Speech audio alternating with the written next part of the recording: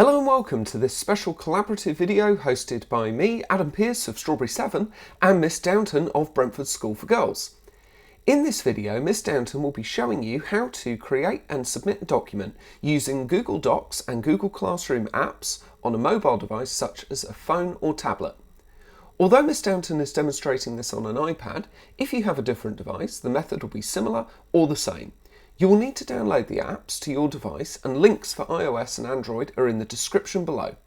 Now I'm pleased to introduce Miss Downton to demonstrate. When handing in an assignment on an iPad, you'll want to go to the Docs app, create a new document with a little plus at the bottom, a new document.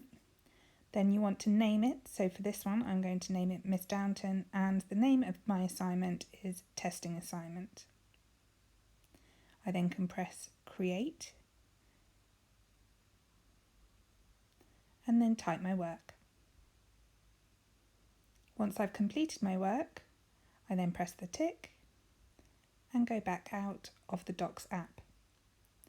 I then will go into the app for Classroom, and I select which classroom I'm going to do my work in. So this one's English. I go to Classwork and pick the assignment, which is Testing Assignment.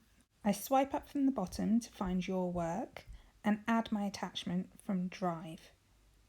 As I can't see it straight away, I use the magnifying glass to search for Testing Assignment. Once I find that, I select it, and then that's done. If I wanted to add a photo, I go to Pick Photo, and then I could choose one of those. In this case, I don't need one, so I can cancel, and then hand in.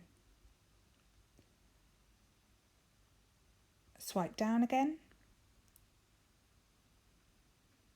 and then I'll come out of that classroom, and that's it. Easy as that, and work submitted.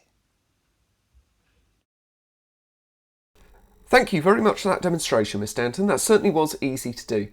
Just to remind you, links to the apps are in the description below.